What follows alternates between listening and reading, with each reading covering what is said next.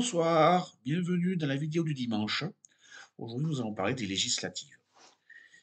Vous n'êtes pas sans savoir que la semaine dernière, lors des élections européennes, le parti du président de la République, Emmanuel Macron, s'est pris une déculottée monumentale et notre président a décidé de dissoudre l'Assemblée.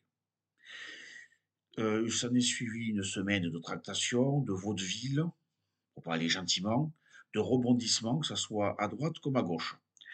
À gauche, nous avons par exemple le nouveau Front populaire qui réunit les ennemis, enfin, les anciens amis devenus ennemis, de redevenus amis, qui en fait n'est qu'une union de façade, qui ne sert uniquement qu'à avoir à avoir, oui, et ou conserver son, son siège. On retrouve même dans cette union un parti, enfin, bon, j'appelle ça une secte, quoi, mais la NPA de Philippe Poutou, qui trouve le moyen d'être parachuté dans l'Aude, du côté de Carcassonne pour la première circonscription. Donc, pourquoi pas? Pourquoi pas? À droite,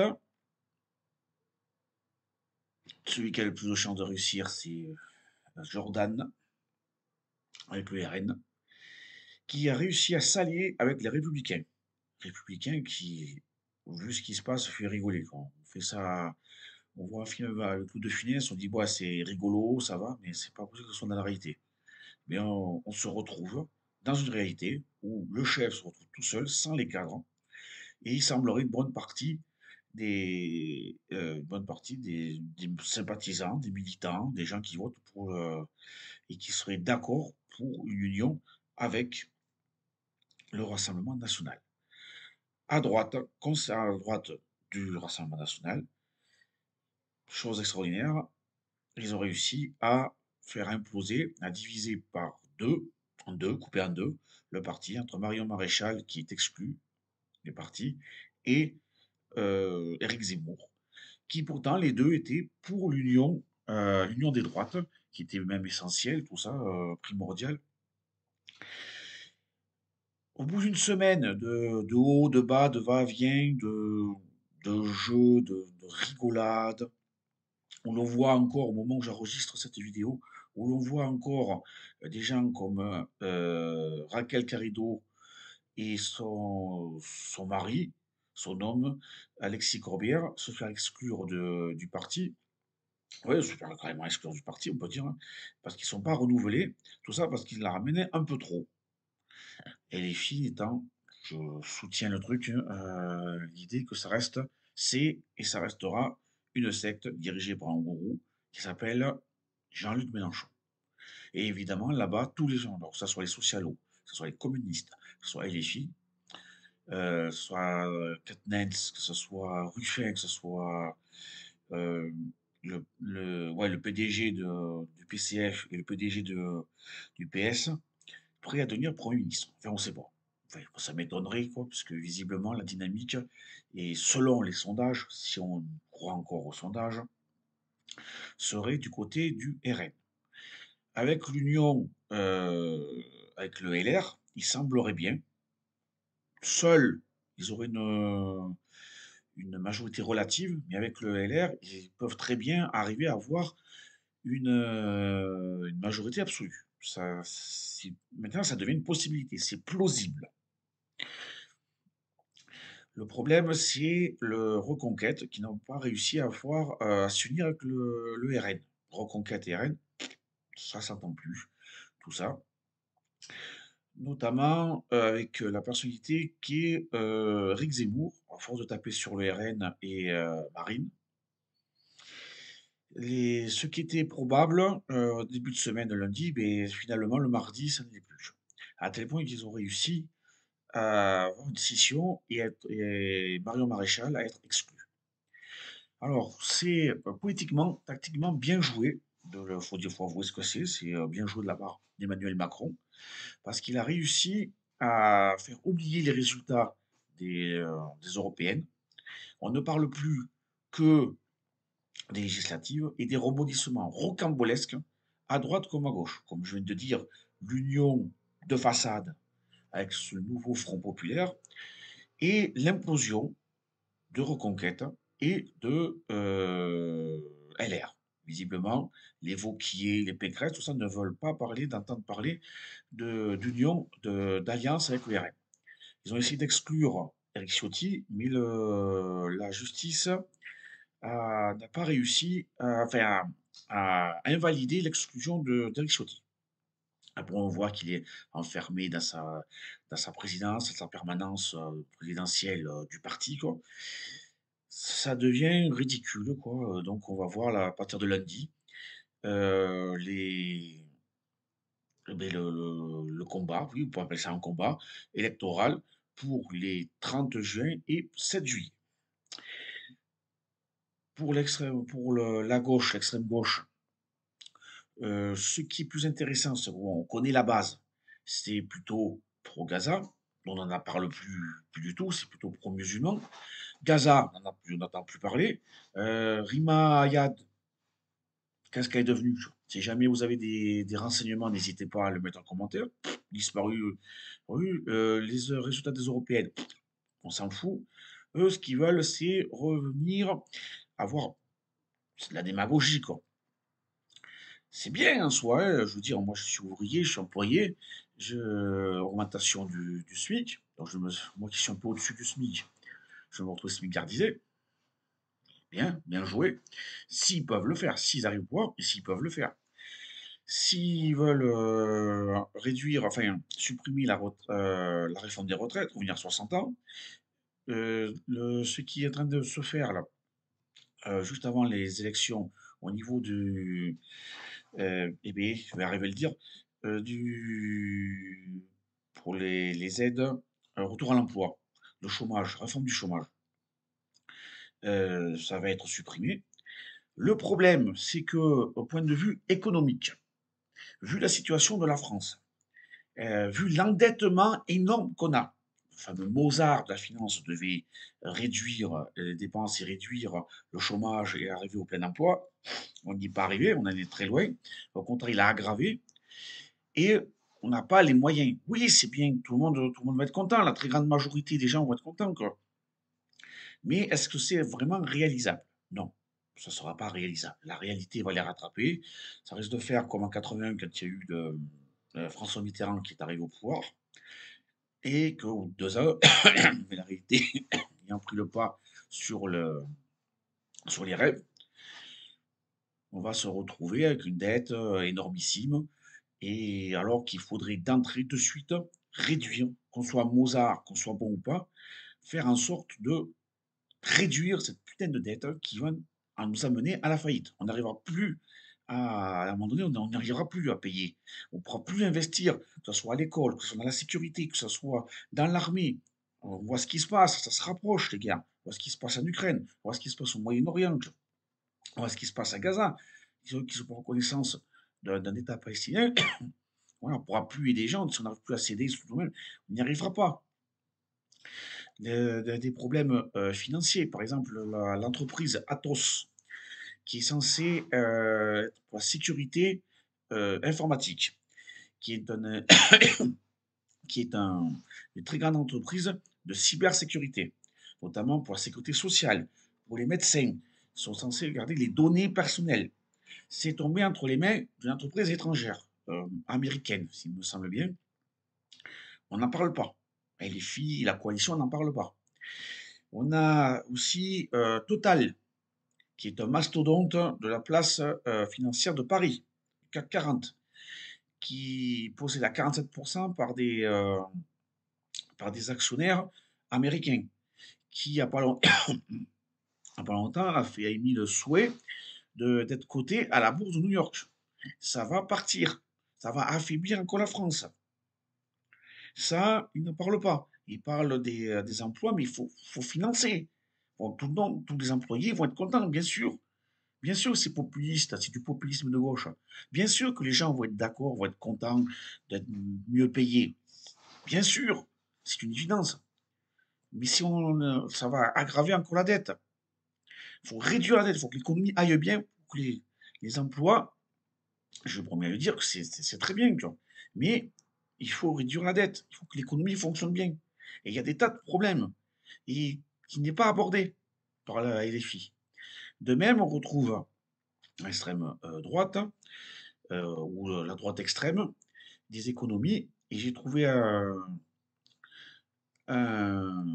article alors, du site Urban Tracks on No Bullshit, en bon français, qui font la différence entre les différents programmes économiques, euh, que ce soit de Reconquête ou RN. Alors, je vais simplement redire les principaux points. Les programmes économiques de reconquête menés par Éric Zemmour et du Rassemblement national, sous la direction de Marine Le Pen, offrent des visions contrastées du rôle de l'État et des politiques économiques, bien que tous deux partagent une base idéologique nationaliste, ce qui n'est pas totalement. Alors, ce qui n'est pas totalement dénué de bon sens, hein. Si on prend, je commence par reconquête. Reconquête en conservatisme économique accentué. Le programme économique de reconquête s'articule autour d'une vision conservatrice et nationaliste, avec une emphase sur la réduction du rôle de l'État dans l'économie et la promotion des valeurs traditionnelles. Fiscalité. Éric Zemmour s'oppose à l'augmentation des impôts pour les riches et propose de baisser les impôts sur les sociétés pour stimuler la croissance économique et la compétitivité des entreprises françaises. Au point de vue dépenses gouvernementales et dette publique, ce qui est primordial, il prône une réduction des dépenses publiques pour diminuer la dette nationale, s'alignant sur une philosophie de conservatisme fiscal. Bon, c'est un point de vue, c'est une chose. Aide sociale et prestations. Zemmour souhaite restreindre les avantages sociaux, notamment les refusant aux immigrants, priorisant ainsi les ressources pour les citoyens français, priorité nationale, ce qui ne peut pas être plus mal non plus. Emploi et production domestique. Favorable à des incitations fiscales pour les entreprises qui conservent les emplois en France, sa politique vise à minimiser la dépendance aux chaînes d'approvisionnement mondiales. La réindustrialisation est aussi un enjeu national, parce qu'on a tout à l'étranger. On a vu durant le Covid, on était dépendant de l'étranger. Alors c'est bien, c'est super, on réduit les coûts, on va en Chine. Et les Chinois, ben, qu'est-ce qu'ils ont? Ils nous tiennent par les bubbles. Parce qu'on n'a pas le droit de dire des gros mots, donc les bubbles, tu vois. Voilà, et Macron veut réindustrialiser. Alors, c'est peut-être du moyen de long terme. Pour l'instant, la réindustrialisation, ça ne se voit pas. Point de vue aussi de l'armée, quoi. Il augmente le, le budget, oui, vu que ça se tend franchement, il faut faire attention quand même aux Russes, quoi. Zemmour adopte également une position ferme contre des mesures économiques progressistes, telles que le revenu de base universel ou la semaine de travail de 4 jours, les considérant comme nuisibles à la croissance économique et à l'éthique du travail. Ouais, bon, pourquoi pas. Si on fait le même nombre d'heures à 3, 4 jours, bon, enfin. Le Rassemblement national, une combinaison de politiques de gauche et nationaliste. Sous Marine Le Pen, le RN a adopté un mélange de politique économique de gauche tout en conservant une forte orientation nationaliste. Alors ça aussi, pardon, ça peut être pas mal. Protectionnisme économique et priorité nationale. Le Rassemblement national promeut un protectionnisme économique mettant en avant la préférence nationale pour l'emploi et les services sociaux, visant à prioriser les citoyens français pour l'emploi, le logement et les prestations sociales. Et là, déjà, il y a, pour le point suivant, c'est la politique de retraite. Il y a déjà un point entre ce que je veux dire et la réalité, ce que dit Jordan Bardella, il y a un point d'achoppement. Parce que Jordan Bardella, euh, il semblerait bien qu'il ne reviendrait pas sur la réforme des retraites, alors que je vois Marine Le Pen défendre la retraite à 60 ans, visant à attirer l'électorat de gauche, bien évidemment, avec des politiques de pension généreuses. Déjà, la réalité commence à les rattraper. Fiscalité. Le Rassemblement national supporte des politiques qui peuvent être perçues comme étatistes, protégeant les entreprises et les travailleurs français contre la concurrence étrangère. Bon, on verra bien s'ils sont élus, ce qui semblerait être bien parti, et on verra s'ils peuvent concrètement le faire. Qu'est-ce qu'ils veulent faire pour Atos? Bon, ben déjà, Atos est déjà acheté. Ils vont rembourser les dettes de, je crois, de presque 3 milliards d'euros. Ça aurait pu être nationalisé, quoi. Enfin bon, c'est une envie comme ça. Ça aurait pu. alors que c'est une entreprise stratégique pour l'État français, on le laisser aux mains d'étrangers, et on parle de réindustrialisation. Donc c'est ça aussi le problème qui se pose. Enfin, pour les services publics, le parti soutient un rôle étendu de l'État dans les services publics essentiels comme la santé et l'éducation et s'oppose à la privatisation. Ça devrait, Atos devrait faire partie des services publics, vu que Atos a, comme je viens de dire, a, a toutes les données, beaucoup de données de la sécurité sociale et de médecins, mettre ça entre les mains d'étrangers. Voilà, en fait, ça, ils en parlent. Ça, que ce soit LFI ou l'extrême droite, ou la droite extrême, ou la droite nationaliste de patriotique, ils n'en parlent pas. Ils pourraient en parler. Ça pourrait être des trucs bien. Mais bon. Cette approche reflète une stratégie de dédiabolisation, adoucissant l'image du parti tout en maintenant une politique stricte sur l'immigration et la sécurité nationale, enracinant le RN dans une idéologie nationaliste et populiste.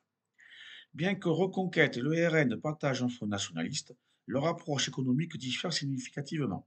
Reconquête se concentre sur le conservatisme fiscal et la réduction de l'intervention de l'État, tandis que le RN mélange des éléments de politique économique de gauche avec un fort nationalisme en utilisant l'État comme outil pour protéger et promouvoir les intérêts des citoyens français. Ces différences illustrent la diversité des approches politiques au sein de la droite française contemporaine.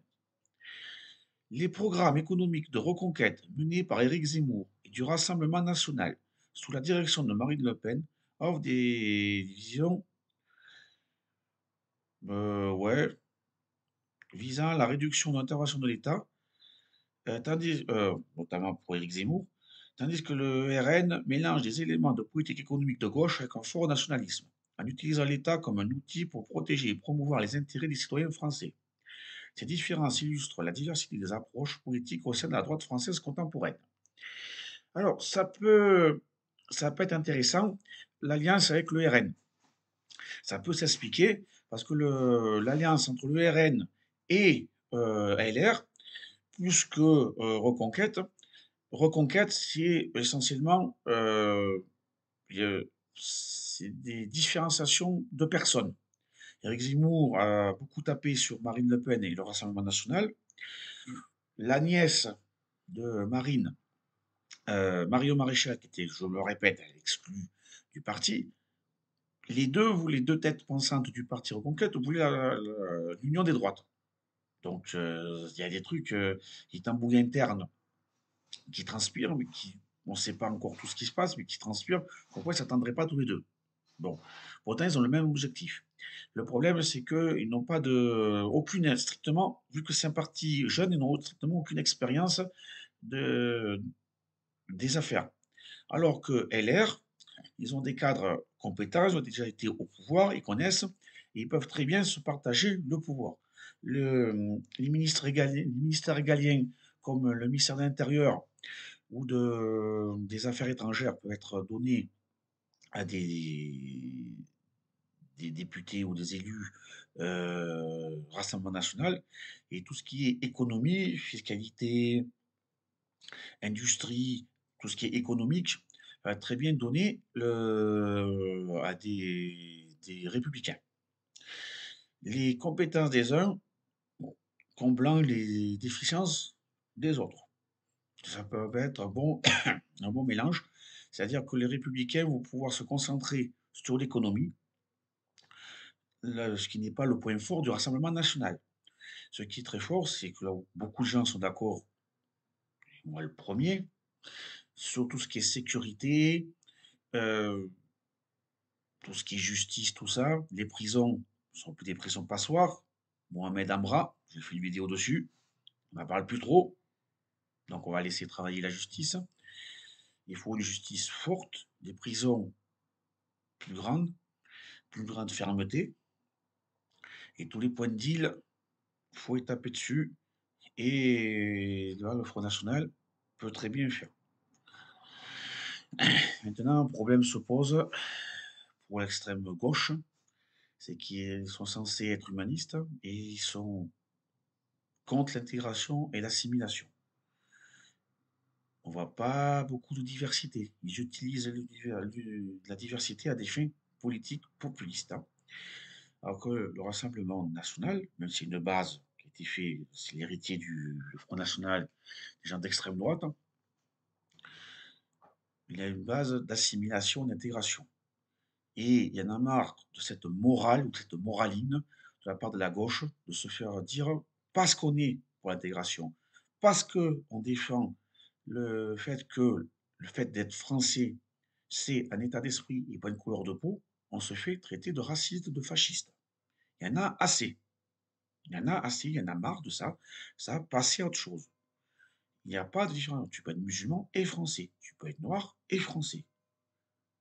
C'est l'intégration et l'assimilation.